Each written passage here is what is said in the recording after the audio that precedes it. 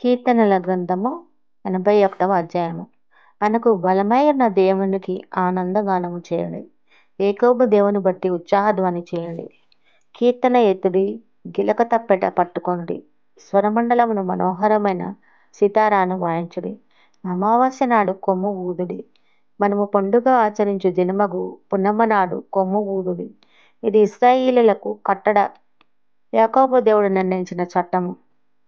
ఆయన ఐగుప్తు దేశ సంచారము చేసినప్పుడు యోసేపు సంతతికి సాక్ష్యముగా దాన్ని నియమించాను. అక్కడ నేను ఎరుగని భాష వింటిని. వారి భుజము నుండి నేను బరువును దింపగా వారి చేతులు మోతగంపల నెత్తకుండా విడుదల పొందాను. ఆపత్కాలమునందు నీకు మొరపెట్టగా నేను నిన్ను విడిపించి తిని, ఉరుము దాకు చోటుల నుండి నీకు ఉత్తరం ఇచ్చి తిని, మెరీబా జలముల యొద్ద నిన్ను శోధించి తిని. నా ప్రజలారా ఆలకింపుడి, నేను మీకు సంగతి తెలియజేతును.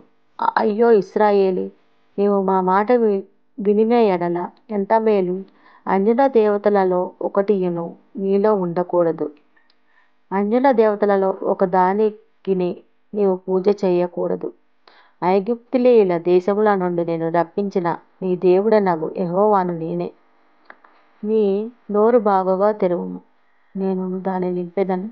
అయినను నా ప్రజలు నా మాట ఆలకింపకపోయేది, ఇశ్రాయేలీయులు నా మాట వినకపోయేది. కాబట్టి వారు తమ స్వకీయాలోచనలను బట్టి నడుచుకొనున్నట్లు వారి హృదయ కాఠిన్యమునకు నేను వారిని అప్పగించి తిని.